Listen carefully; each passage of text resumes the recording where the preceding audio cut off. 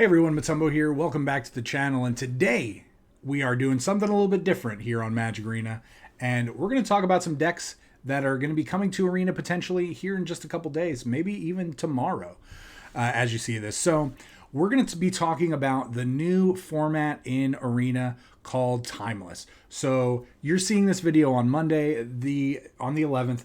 The format and a new set are going to be coming out on the 12th, and it's going to bring us a format called Timeless. So what is Timeless? Timeless means that we are going to have a format where every card on Arena is legal. We're not going to have any nerfs, none of the alchemy nerfs are going to be happening. We're going to be playing with all of the Arena cards. The only caveat to that is there are 3 cards that are restricted, meaning that you can only play 1 of each of them in your deck potentially. You cannot play 4 of, only 1. And here we have them on the screen right now. We have 1 copy of Demonic Tutor that you could potentially play, which is a 2-mana sorcery that just says go get any card out of your deck, put it in your hand. We have potentially 1 copy of Channel that you can play, 2 green mana. Until end of turn, anytime you could activate a mana ability, you can pay 1 life to add 1 colorless. So for example, why is this good? On turn 2, you could pay 2 green, cast Channel, and then pay something like 10 life and cast Nulamog from your hand. Really, really powerful. You just have to, you're limited to whatever your life is for colorless mana. Really powerful, really good that they're still allowing it, but then at the same time, you can't play 4 of. And then 1 copy of Tibalt's Trickery, because again, right, this was one of those cards that back when it was legal, let people do a lot of unfair things. But at the end of the day, right, being able to just have 1 of these in play, you're not going to really able to build around it. So, but yeah, so Timeless, you're going to be able to play 4 of all of the cards, like I said, that are available on Arena, except for these 3. You're going to be seeing, cards like Ragavan, Counterspell, Swords to Plowshare, Necropotence,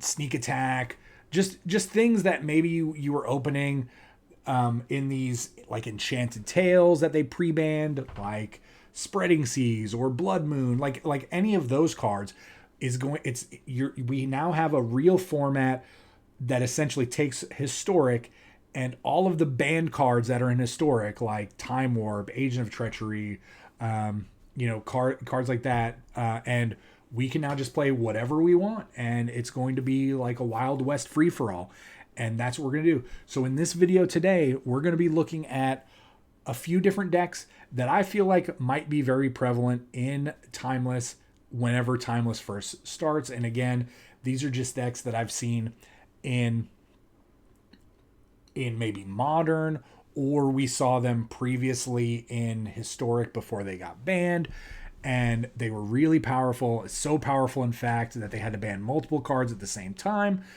But why are they bringing Timeless in? Because they're introducing in the new set, Khans of Tarkir, they're introducing the old fetch lands, the allied colored ones. So you have, Flooded Strand, the blue-white, Windswept Heath, the white-green. Those 5 that are legal, those are going to be in Khans of Tarkir. So we're going to have fetch lands on Arena. However, they are going to be, they are banned in Historic, but they are going to be legal in Timeless. So again, we're gonna look at a few decks.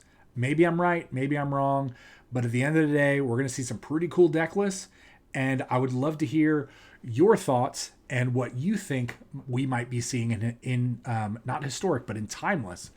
Because again, I'm gonna have to get used to saying Timeless because we're gonna be making some Timeless content, and the intro's got to change. Maybe the channel changes, but at the end of the day, we're still gonna be playing some Historic, but now we get to also play Timeless, and yeah, who knows what's gonna happen. So let's look at some decks, and no, there won't be a wrap up. It's just us gonna be talking about decks and this new format. So hope y'all enjoy. Let's just hop right into it. All right, so Golgari Storm.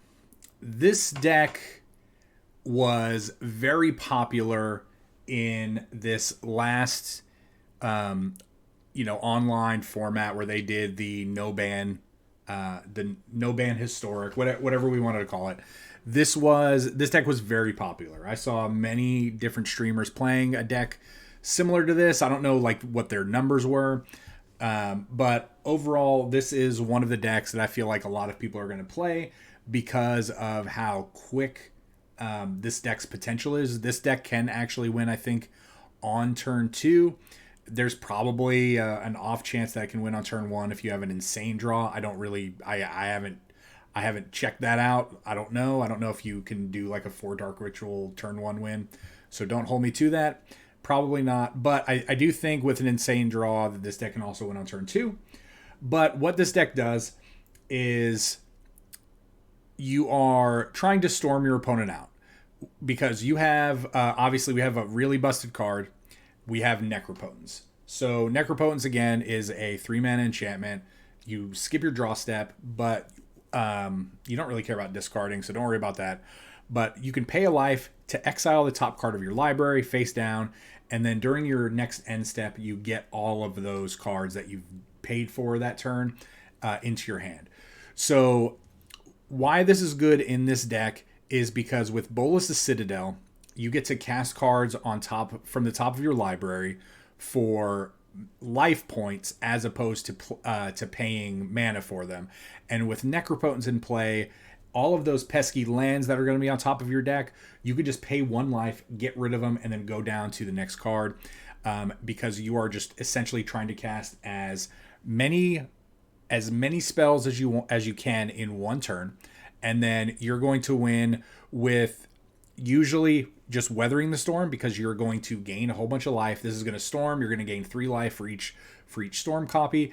And then Witherbloom Apprentice is going to say whenever you cast or copy an instant or sorcery spell, each opponent loses 1 life and you gain 1 life. So you're going to cast a whole bunch of spells. You're going to drain your opponent for 1 at a time for a whole bunch. You're going to gain a whole bunch more life. And then you can also Tendrils of Agony to storm out this, opponent loses 2 life, you gain 2 life. And then again, right, you just need to cast 9 spells before this, then cast this. You can Beseech the Mirror, the Tendrils out, and then be done with it, right? We have 0 mana artifacts. We have Ornithopter. We have Mishra's Bauble. You're going to see Mishra's Bauble is actually going to be one of the very... This is going to be in a lot of the decks that I feel like in Timeless, just because of the ability to play it for 0 and it replaces itself. So yeah. So this deck is going to be very, very prevalent on here because a lot of these cards... This is a deck that you should have a lot of these cards, probably, other than the Necropotences and the Dark Rituals. But like the Mishra's Baubles is an uncommon, so this is going to be very easy to very easy to craft. So yeah, so that's Golgari Storm in a nutshell, and I feel like, you're gonna see a lot of this because of how quick the games are. People like combo decks, and this is one of those combo decks where you're not necessarily having to repeat an action over and over again, where you're like untap, activate this, go back over here, untap, activate this. You're just casting spells. So this is one of those combo decks that people are actually going to enjoy playing over and over again. And this is why partially this was so popular during that last no ban historic list or event. So yeah, get ready for Golgari Storm. So mono red. This deck is going to be a pain. You're going to see a lot of burn, right? People that like playing wizards are going to play this deck. People that like playing burn are going to play this deck. People that like playing goblins are going to play this deck. And then honestly, people that like playing elves are probably going to play this deck. So, and again, I don't really know. I haven't sat there and looked at elves. I don't think elves doesn't get anything from the new set. I don't believe. So we're just gonna completely just believe that elves is not going to be a real thing, and we're just gonna focus on mono red. So mono red again is gonna be backed on a couple cards, mainly Ragavan. Again, if you're not familiar with Ragavan, 1 mana 2/1. This is far from Savannah Lion back in the day, right? I've been playing ever since Alpha, and I'm an old man, and Savannah Lions used to be like the one drop. I mean, it was the absolute house of a one drop at 1 mana 2/1. Well, now Savannah Lions today has turned into a monkey and gets 8,000 lines of text, but it says, whenever it deals combat damage to a player, create a treasure token and exile the top card of that player's library, and then until end of the turn, you can cast that card. So if you exile any card, you can't do anything with land. Lands are going to be completely ignored because you can't cast land. But if you hit any card off the top of their library, you're getting this treasure to potentially pay for it. So even if it's in a card that is not your color, this treasure is most likely going to help you be able to pay for it. And if you get a card like, another one drop like a lightning bolt or a dark ritual or whatever, you get to play these cards off the top. Now, on top of that, yes, you're sitting there, you're playing this on turn 1, which some decks can't deal with. Some decks are going to have to start playing certain types of removal to deal with Ragavan because Ragavan is a pain. It also has the dash ability. Dash basically is just 2 mana, put it into play with haste, and then at the end of the turn, bounce it to your hand. So you're essentially, you may not even know it's coming, and then all of a sudden it's in play, and it's dealing damage to you, generating treasure, stealing your cards, and giving you the business. So, yeah, definitely something to watch out for. You also have to watch out about lightning bolts, because again, who doesn't love paying 1 mana and dealing 3 damage, as opposed to, dealing 2 damage for 1 mana. And on top of it, we now have Blood Moon in the format. Blood Moon, it's not Blood Sun, it's Blood Moon. It just says all non-basic lands are mountains. So this is going to shut off a lot of decks, especially in Timeless, when there's fetch lands, there's lands that are utility lands, there's all kinds of non-basic lands that this is just going to completely hose, and your opponents are not going to be able to cast their spells because instead of them having basic lands in play, they're just going to have a whole bunch of mountains. So that's what it is. So yeah, we have Ragavans. We have 4 copies of Swift Spear because this is a great value card. Haste, Prowess for 1 mana. We have Dragon's Rage Channeler. Now, worth noting, Dragon's Rage Channeler in Timeless is not nerfed. So this is a 3/3 and not a 3/1. I believe it's a 3/1 in Historic because of the nerf. So yeah, really, really powerful card. Unholy Heat is not nerfed in Timeless. This deals 6 damage when you have Delirium, not 4. And, I mean, we still are going to be playing with busted cards like Fable of the Mirror Breaker, Seasoned Pyromancer to smooth out draws, and Bone Crusher Giant to not only deal damage, but put out a big threat that punishes your opponent for trying to remove it. So, this is a deck that I do not ever want to play against, but I'm going to play against it a lot because Wizards is a thing and Goblins is a thing. And yeah, those people are going to play this deck. So, yeah.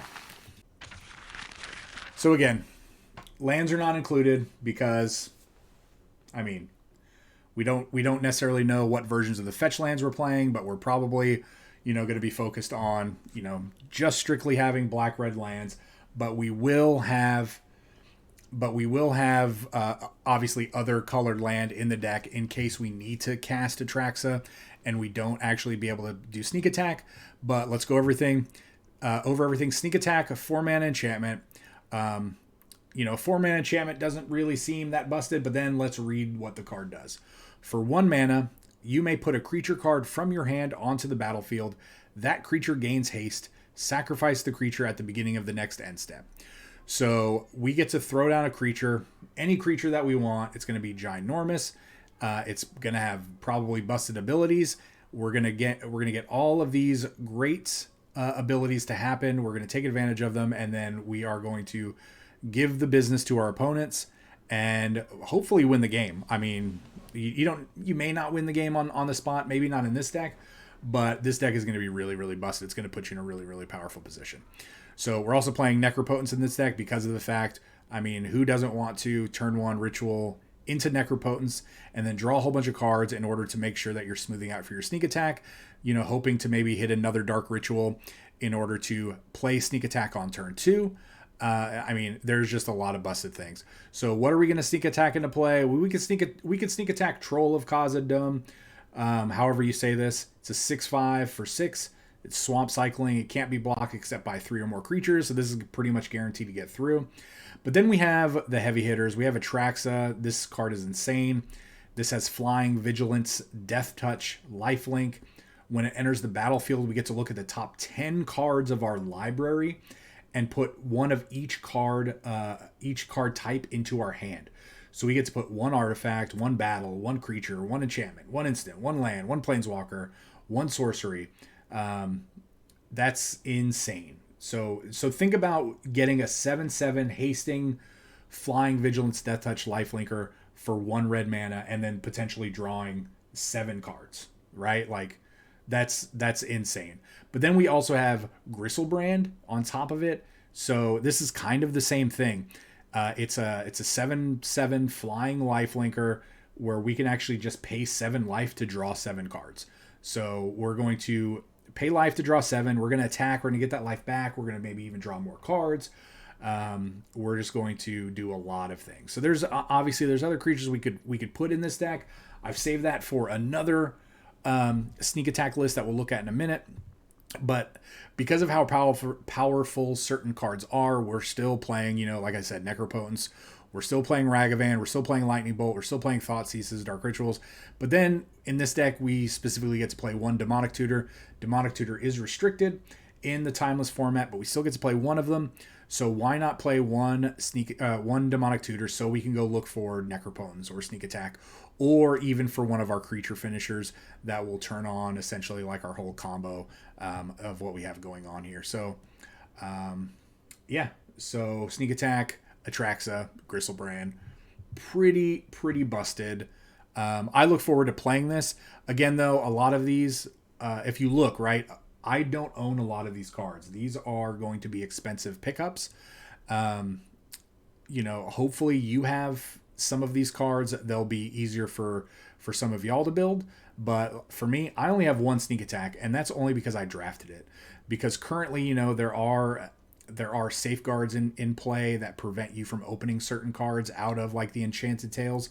Like, for example, you won't open a Sneak Attack or a Necropotence in an Enchanted Tales pack, or in the set that the Enchanted Tales are in, until you open 4 copies of all of the other mythics.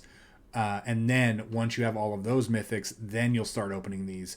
So it's a long road to get these cards.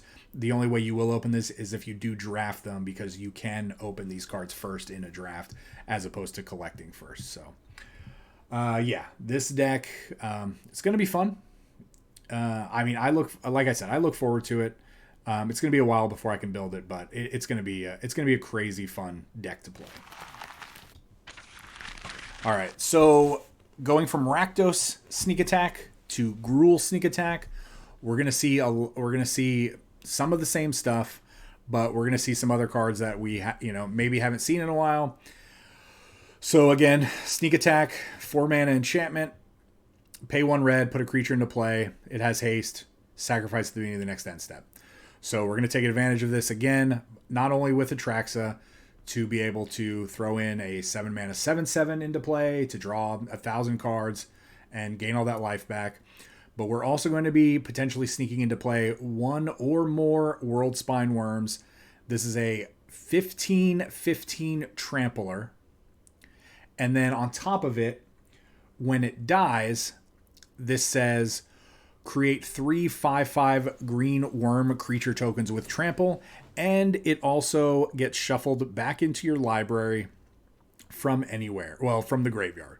So whether this is discarded or milled or gets sacrificed at the end of the turn because of the Sneak Attack, we get to shuffle it into our deck and get 3 5/5. So if 1 attack for 15 does not kill your opponent, those 3 5/5 follow-up creatures are probably going to do it. We also have Natural Order. Natural Order, again, another card that's been, not in Historic for a really long time. Not even legal in Brawl. I don't know why. I mean, I feel like this should be fine in Brawl. But 4 mana. As an additional cost to cast this spell, sacrifice a green creature to search your library for a green creature card and put it onto the battlefield. So this lets you cheat in expensive creatures by sacrificing tiny creatures. And, we're going to be going after Worldspine Worm to put in a 15/15, but also notice that Atraxa is also green because Atraxa has all the colors except for red. So yes, you can sacrifice a halfling or an elf or an Anarchomancer in order to go get either one of these, depending on what you're needing at the time. There's also a little card that, maybe we've all forgotten about in some time, Once Upon a Time. So this card was not legal for very long because this is a free spell. Free spells don't typically get... free spells are typically not legal for a long period of time. So this is just a 2-mana spell normally, but if this is the first spell you've cast during the game, you can cast it without paying its mana cost. So again, 0 mana, it's an instant. You just get to look at the top 5 cards of your library. You could put a creature or a land card from among them onto the battlefield. I'm sorry, not on the battlefield, into your hand, and then put the rest in the bottom of your library in a random order. So for free, look at the top 5, put a land or a creature into your hand, and we're going to be looking for land to play our spells, or we're going to be looking for these big creatures to put in our hand for the sneak attack. So, Once Upon a Time is super busted. And back in the day when people were playing, Oko, Once Upon a Time, stuff like that, I mean, there was a reason that a lot of cards got banned in the great ban wave of, I don't know, whatever year that was, 2020, 2019, I don't even remember. But yeah, and then again, we have Utopia Sprawl. This card is super, super busted. We have Blood Moon. Blood Moon's going to be great in this deck because, again, it's going to turn all the non-basic lands into mountains. And then we could just use Utopia Sprawl to fix mana if we need to. We can even use Utopia Sprawl if we draw it in multiples in order to cast our Atraxa if we don't get a sneak attack into play, or they're able to counter or deal with our sneak attack. So, and then, of course, we're playing red, so we're going to play a couple Lightning Bolts anyway. And then Anarchomancer is going to be a pretty interesting card, right? It makes each spell that's red or green cost 1 less. So this actually makes our sneak attacks cheaper, our natural orders cheaper, even our big top end stuff a little bit cheaper.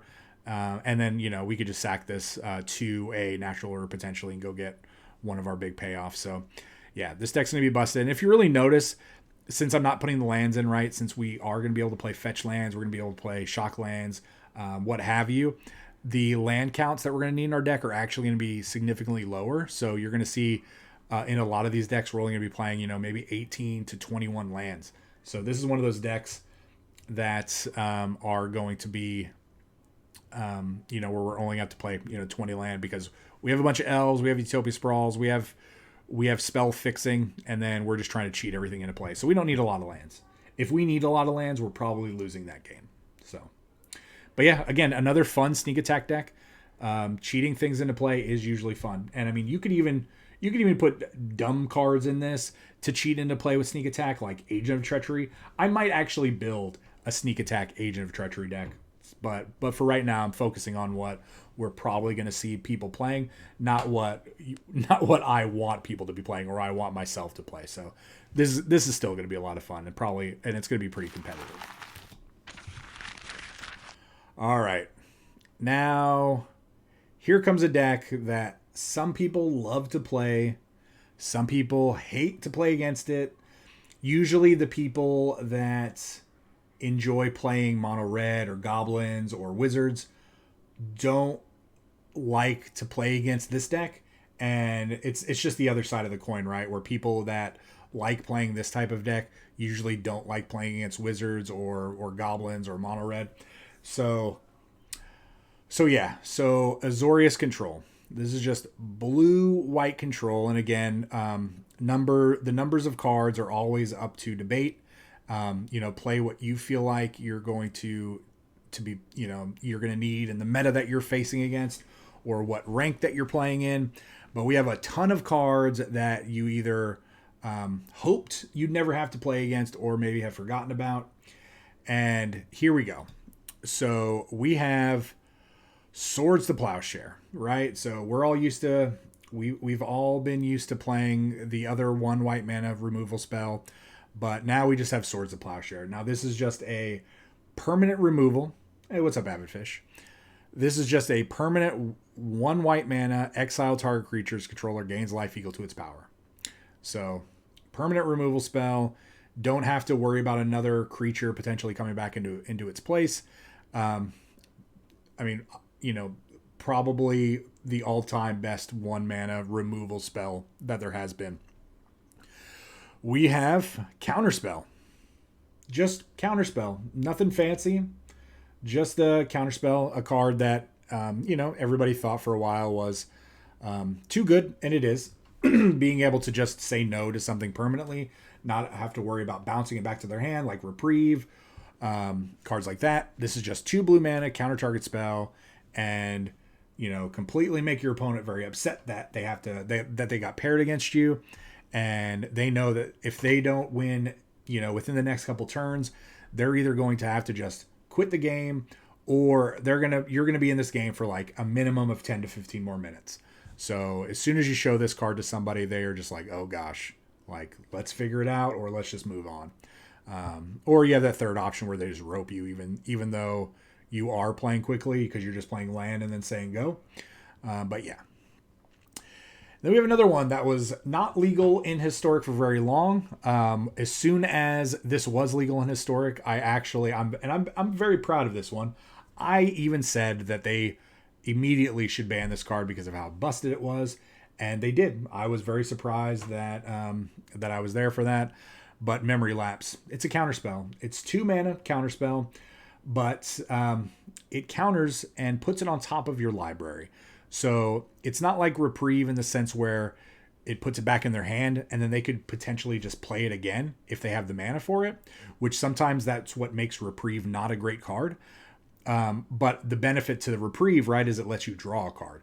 Where Memory Lapse, it just puts it on top of their library. So not only are you're countering it and not having to worry about it for that turn, you're basically depending on the board situation, you're time walking, and your opponent's going to draw the exact same card, and you might just be doing this again to them, or you're going to be counterspelling it a different way, or you're going to be Snapcaster Maging, and then doing the same thing. And then like once any combination of Memory Lapses and Snapcaster Mage Memory Lapses start happening, you're just going to be you're going to be drawing more cards, and they're going to be drawing the same cards over and over again.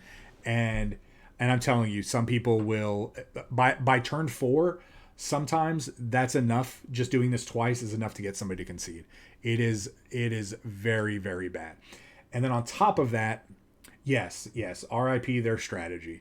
On top of that, now we have 3 mana Teferi back. No longer is Teferi 4 mana, and no longer is it nerfed in any form or fashion. This is just 3 mana Teferi. Each opponent can cast spells only any time they could cast a sorcery. So this says if they're casting a spell and you're countering it, they can't respond to that by trying to counter your counter. You are countering it, and you are saying the final word. You are getting the last word in, and again, you're essentially giving your opponent the finger with this card. This card is very powerful. 4 loyalty for 3 mana. Immediately can bounce something to your opponent's hand, and you get to draw a card off of it. And the +1 says that during your opponent's turn, you can cast sorceries as though they had flash. Really, really powerful. So that's going to allow us to Supreme Verdict on our opponent's turns if we need to. We're not going to get a lot of benefit out of the +1 ability. It's more, mainly the passive ability and the -3 that we care about on Teferi. But still, I mean, we're going to be upticking this so we can, do the -3 multiple times. And then every once in a while, right, we're going to get a Supreme Verdict off on our opponent's turn, or Wrath of God, depending on which one you're playing. Or we're going to be able to maybe cast Lorien Revealed and draw 3 cards on our opponent's turn. So really busted. We have Archmage's Charm because, again, this is a very versatile counterspell. You can counter a spell, you can draw 2 cards, or you can gain control of something. The gaining control of something is going to be a lot more prevalent now, because maybe we're going to be stealing Ragavans, maybe we're going to be stealing Death Shadows, maybe we're going to be stealing, just a number of cards that we haven't been seeing in a while. So just be prepared to have your stuff stolen if it costs 1 mana. couple Wandering Emperors, because again, this card's great. A couple of 5 mana Teferis.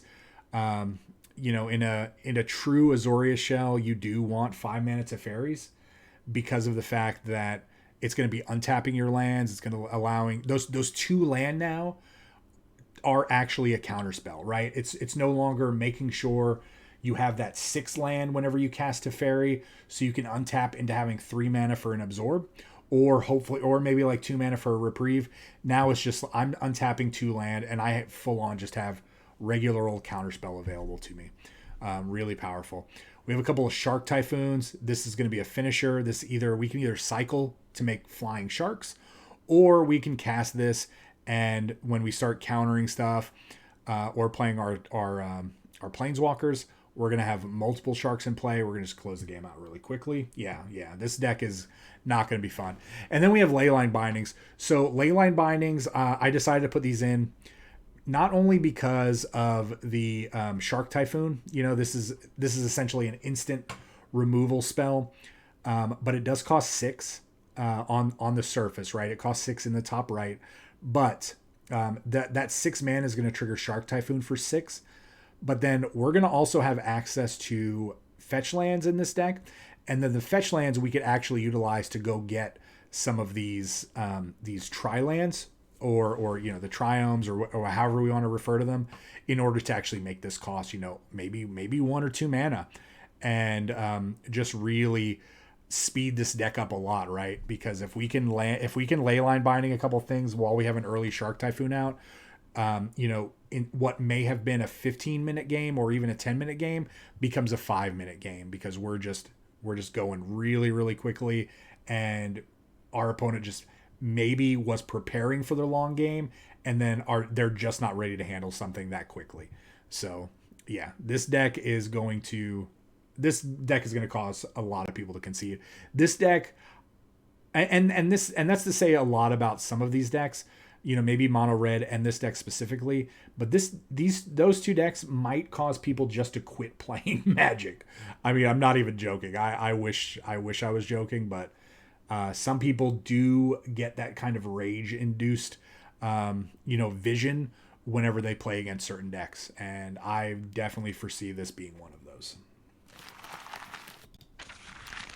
All right. So Grixis Death Shadow, this deck is going to be pretty popular, whether it's Grixis Death Shadow or Rakdos Death Shadow or even Temur Death Shadow. There's going to be a lot of different versions of this, and again, play the numbers that you feel like you need to play.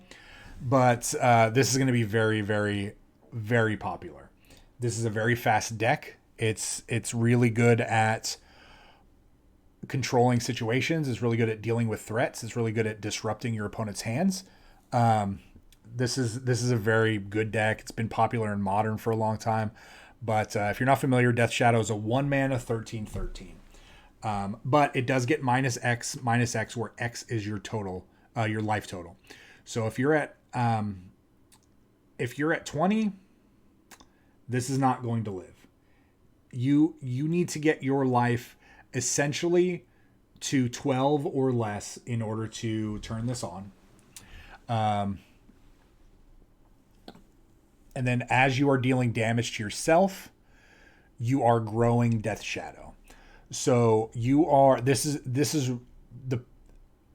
the perfect card that's been legal for a long time, that this card has been sitting and lying in wait, waiting for pain lands. Pain lands and shock lands, but specifically pain lands are going to, fetch lands. That's what I meant to say. Fetch lands turn this on very quickly, because now you can play a fetch, sack the fetch, take a damage, go get a shock land, shock that land into play, play Thoughtseize your opponent. You've taken 5 damage. You're already almost to Death Shadow. Next turn, do the same thing. You can do the exact same thing. You're at 10, and then you can play a 3/3. It's very, very fast. So, and then again, we're really low to the ground. We have 4 copies of Death Shadow. We have 4 copies of Dragon's Rage Channeler. We have 4 copies of Ragavan. We have a couple copies of Snapcaster Mage because of how many instants and sorceries we're playing. This is great. You don't have to play these, but I figured I would throw them in. And then again, like I said, we have 4 copies of Mishra's Baubles. We're really thinning our deck out. We're playing things as quickly as possible. Because we're playing fetch lands, we have the ability to play Brainstorm. Brainstorm's great. We're going to be able to draw 3, put 2 cards back, put those 2 cards back that we don't want, use the fetch land, shuffle those away, potentially draw other cards. We have, maybe 1 copy of Spell Pierce. Didn't necessarily know what to put in here, so I did decide to throw in 1 Spell Pierce. We could play Fatal Pushes, 4 copies of Thoughtseize. Again, we're disrupting some Lightning Bolts, Unholy Heats to deal with big creatures. I mean, think about it, though. Like, a deck that costs either 1 or 2 mana, and we can Unholy Heat and deal with something like a Primeval Titan for 1 mana. I mean, that's insane. This also kills Planeswalkers in one shot, usually. So, dealing with a 5 mana Teferi for 1 red mana, really, really good. We have 4 copies of Expressive Iteration. This deck is so fast and dumps cards out of its hand so quickly that you do want to make sure that you are playing cards that do replenish those cards. So that's why Mishra's Vow was good in this deck. That's why we have a card like Brainstorm. Preordain's not on Arena, so I had to, utilize a card like that. But Expressive Iteration is great, right? Because this is essentially a draw 2 for 2 because you're putting a card in your hand and then you're exiling like a card that you're going to cast. So really, really great card. A couple of copies of Drown in the Loch because we are putting cards in our opponent's graveyard, whether it's with, attacking their hand with Thought Seizes, killing their creatures with Fatal Pushes, killing their creatures with Lightning Bolts, Unholy Heats, countering maybe something with the Spell Pierce. But we're also casting their cards with Ragavan potentially. So having a couple of these in the deck is really good. And then we have 1 copy of Temur Battle Rage. So this is insane with Death Shadow. This is absolutely insane. This deck could also probably play the 1 copy of Demonic Tutor. Maybe Spell Pierce turns into Demonic Tutor, but accidental Spell Pierce sometimes could just get somebody. But Temur Battle Rage, target creature gains double strike until end of turn. So on the surface, getting double strike is not that great when they can just chump block it. However, if that creature also has a power 4 or greater, it gets trample. So like I said, we're going to be growing this to potentially to where we have like 5 or less life. So this thing is going to be like an 8/8 or larger. We can just swing in and then all of a sudden accidentally double strike them to death. This is really going to come out of nowhere, just like Randy Orton does. And there's a lot of business that's going to be given in this deck. And again, other than like the banned cards, like Ragavan, Lightning Bolt, stuff like that, and then maybe the Snapcaster, this is a relatively cheap deck to build. So Death Shadows are rare, so these are not hard to get. I think, this was in one of the sets, right? One of the not Alchemy, but one of the bundles that they sold together that it's slipping my mind for some reason. But still, these are a rare and not a mythic, so these are pretty easy to craft. And you don't need the Ragavans, but Ragavan is so good that Ragavan is going to be in like every deck. You could play Ragavan in blue-white, and it would still be good. But yeah, this deck is actually pretty cheap to build, other than the fetch lands. But then again, fetch lands and shock lands are rare as well. They're not mythics. So, but yeah, this is going to be a really, really powerful and a really, really popular deck. But let's look at the other version of this that I put together for Rakdos. All right. So this is the version of the Rakdos Death Shadow deck. This has Lurrus in it. The other version, 100% also could have played Lurrus because everything in the other deck was either 1 or 2 mana. And then the same with this. Everything in this deck is 1 or 2 mana. But we have access to a lot of the same cards. We have Death Shadow, Dragon Rage Channeler, Ragavan. But instead now, since we're sticking to just 2 colors, we have Orcish Bowmasters. Orcish Bowmasters is really, really powerful because again, we're not playing in Historic anymore. We're playing real Magic. So this actually deals damage when it comes into play. It immediately gives us value. This is going to be great because other decks are going to be playing Brainstorm. Bowmasters in response to a Brainstorm is really going to get your opponent. So you have to really, really be careful for that. But yeah, so going back to old school Bowmasters is going to be a change for a lot of people. We have Dreadhorde Arcanist. We have 15 spells that we can actually cast for free with this. So we're going to get a lot of great value. And then on top of it, we have a couple of Croxas. So Croxa is going to be really, really powerful because, again, 2 mana, make them discard or lose 3 life if they don't have any cards in their hand. And then we can essentially escape and put this card into play and then just start really, really giving our opponent the business. And then because, again, with the Death Shadow and what we're trying to do and lose life as quickly as possible, we have a couple of copies of Temur Battle Rage. We're playing 2 in this version. Could play less, could play more, but I think 2 is the right number. Think about a double striking, trampling Croxa. That sounds pretty fun. And then again, we just have a lot of removal and disruption. Inquisition, Thoughtseize, Lightning Bolt, and Holy Heat. And of course, Mishra's Bauble. You're going to see Mishra's Baubles in so many decks. If you don't have this card yet, craft it. It's an uncommon. It's not going to really cost you anything at all. Like, for example, right? I don't really ever craft commons and uncommons. I have 64 uncommons, so this is essentially free to craft. I assume that this is going to be free for most people. So do that. And then again, a lot of fetch lands, a lot of shock lands in this deck. Probably lands that, pain lands are going to be good in this deck as well. Really, the cost for most of the decks that we're playing is going to be the rare lands. That's where a lot of people are going to be are going to got by Wizards and by Arena, and the cost of everything is going to be the rare lands. And that's really where we're going to see a lot of differences in decks because some people not having certain lands is going to prevent them from playing certain cards. So, but yeah, and then, Lurrus, everything costs two mana or less.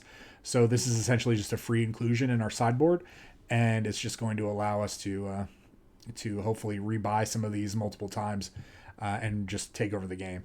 But this is just great for those like control decks and mirror matches to where you're really 1-for-1ing your opponent, and this just lets you like get over that hurdle or that hump. So yeah, more Death Shadow. It's gonna be what a time to be alive.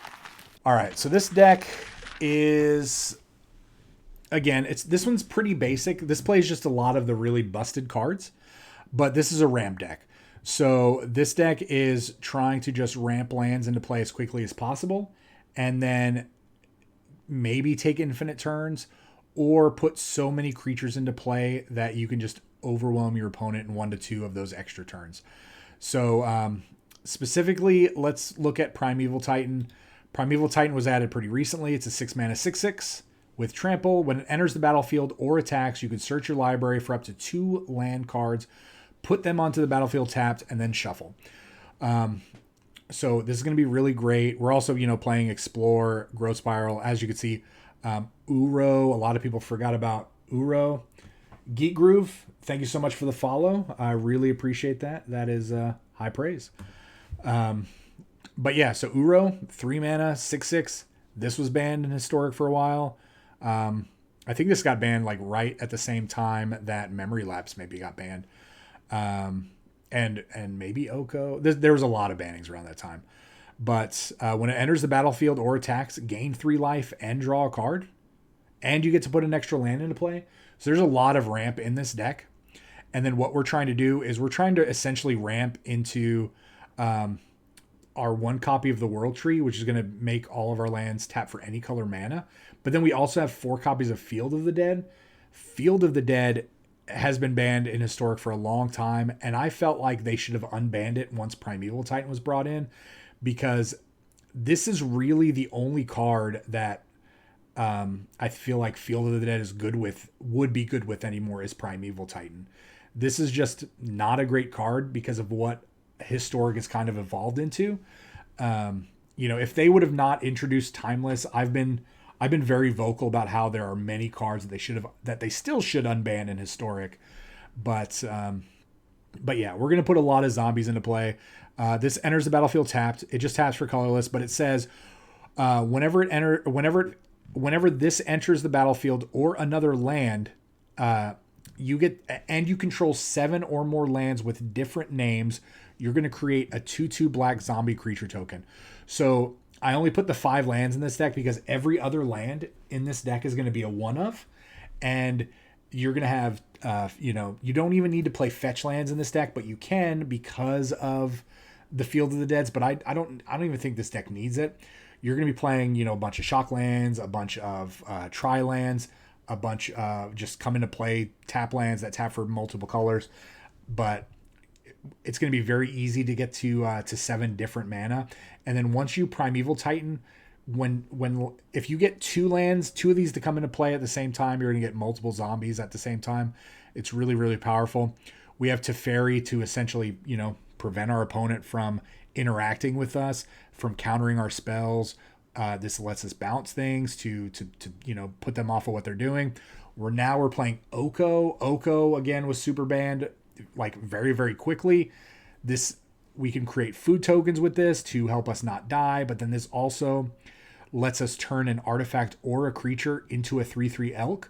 That could be our opponent's creatures. It could be our food tokens that we're making. This just shuts off creatures or artifacts and just makes them 3/3s. Really, really powerful. And we can exchange control of an artifact or creature you control with an artifact or a creature our opponent controls with the -5 ability. So it really only takes one turn of +1ing, one turn of +2ing, and then you can ultimate it and still have Oko in play. Oko is really powerful. We have Escape to the Wilds just because. We have a couple copies of Golos. Golos is actually going to help us go infinite, potentially. So Golos for 7 mana. Well, first off, this goes and gets any land out of your deck and puts it into play tapped. But for 7 mana, 1 of each color, you get to exile the top 3 cards of your library, and then you could play them for free. That's it. You just play them for free. And then we are playing Nexus of Fate, 7 mana, take an extra turn after this one. If this gets put into the graveyard from anywhere, shuffle it back into your library. So we're going to take extra turns. Then we're going to activate Golos because, again, we're going to be able to pay the different color mana because we have the World Tree. And we're going to exile 3 cards. We're going to cast 3 cards. Hopefully 1 or more of those is a Nexus of Fate. And we're just going to rinse and repeat. We're just going to be doing that every turn. We're going to be attacking with Primeval Titan, or we're going to be casting more Primeval Titans, getting more land, getting more zombies, and then taking more turns. That's what this deck does. It ramps. It takes more turns. It makes zombies. This is actually a pretty busted deck. A lot of ramp. I mean, Nexus of Fate was a stupid card. I don't know why they made this. So get ready to be Nexus of Fated. So this deck made a lot of people quit playing Magic for a really long time. I was one of those who was just like, I do not want to play against this deck. Wilderness Reclamation was a stupid card that they printed. 4 mana enchantment. At the beginning of your end step, untap all lands you control. So it is making you cast spells, and then at the same time, it's rewarding you for casting spells by letting you untap your lands. Now, on top of that, you can not cast any spells during your turn, go into your end step where this is going to trigger. Before you untap, during your end step, tap all of your land, and then this triggers, untap those lands, tap them again, and then cast something that essentially is, let's say you have 10 land in play, you can spend 20 mana now instead of 10. Or you have 10 mana instead of 5 mana. It is a very busted card. And then again, on top of that, if you have this in multiples, the game is probably going to end pretty quickly for multiple reasons. So there's some cards in here that maybe giving people PTSD. Yeah, like Jacko over here. But essentially what this deck does is you get enough mana during your end step to where you can, like I said, tap, trigger the Reclamation, untap, trigger the next one, blah, blah, blah, whatever. You get a whole bunch of mana in your mana pool, and then you essentially explosion your opponent out of the game. You get to, for 4 mana and X, you get to deal X damage to a target, and then that player draws X, and then a target player draws X cards. So if you're going to kill your opponent, if you're going to deal 20 to your opponent, you're just going to say, hey, take 20, you know what? As a consolation, you could also draw 20. Who cares? But usually you deal damage somewhere and then you draw those cards. Or if you have 2 of these in your hand, what this also lets you do is explosion maybe for 10, and then use another one to expansion and copy it. Or actually, you can't even do that. Ignore me. But you can do other crazy things with expansion explosion. But yeah, that's the point of the deck is to Wilderness Reclamation in multiples and then just explosion your opponent out. Also, Nexus of Fate. Some of these decks play 4 of these, but 2 I feel like is enough because you're going to be drawing enough cards in this deck. You're going to either be able to play Memory Deluge to go digging for these, but I do believe that with the new set that comes out with Timeless, I think we're going to have access to Dig Through Time.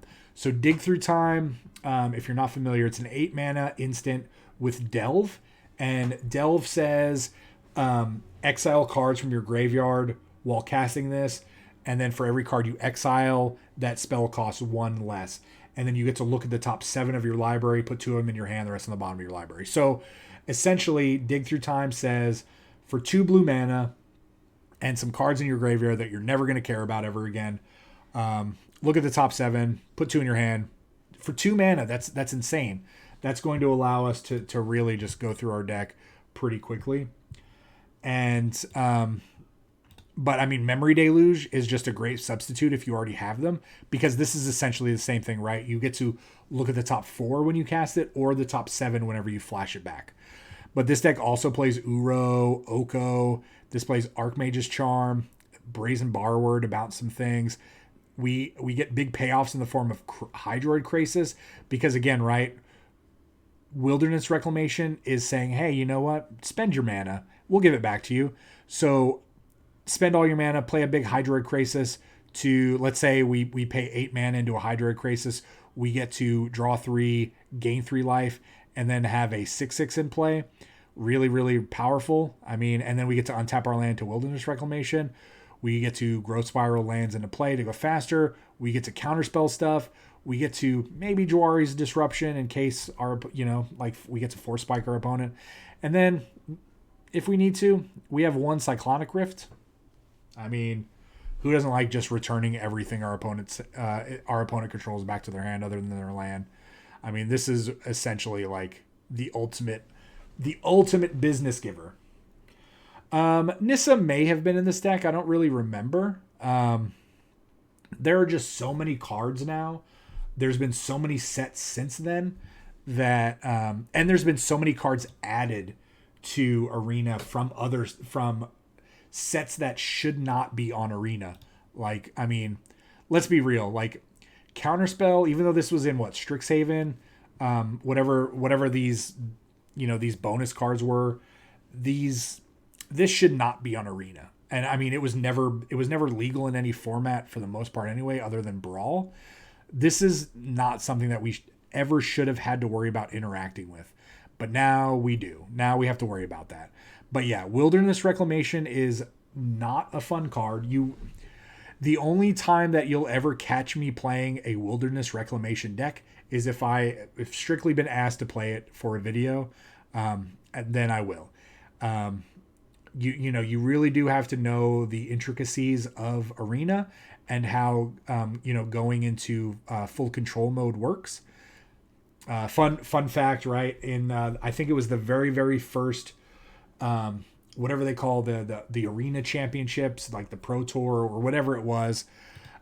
This card was not really allowed to be played with because back then in that first tournament, players were not allowed to go into full control because I think they were trying to show off the simplicity of Magic Arena and trying to pull people in. So nobody played Wilderness Reclamation even though it was legal. But yeah, this is just another deck that's going to piss a lot of people off. But there's going to be a lot of decks that are going to be faster than this. So, so this deck is probably going to be more of like a best of 3 deck as opposed to a best of 1 deck, and that may be saying the same thing with some of our other cards or some of our other decks that we've shown off today. So, all right, everyone, those were the decks. Do you feel like we got them correct? What did we miss? I know there's a ton of cards that are banned currently that we didn't cover, or maybe combinations of cards that we didn't cover that maybe you wanted to see. If you're thinking about that and you want me to maybe look at a deck list that you have ready for Timeless built, send it to me. Put it in the comments down below. Hop into my Discord. Do whatever it is to get that list to me, because I would love to see it. This is a brand new format. We don't know what's going to happen. We don't know what's going to maybe take over the format. So I would love to see all those decks. But other than that, if you enjoy the deck, the channel, the video, please like, comment, subscribe. Check out all the cool links down below. Join the Discord. Hop on over to Twitch, twitch.tv/BA Motumbo. And I would, again, love to hear all of the deck lists that you have, the ideas that you have, or maybe just the build around card that you want to see. And I'd love to make that into a video for you. But with that being said, everyone, enjoy Timeless tomorrow. Stay safe, and we'll see you next time.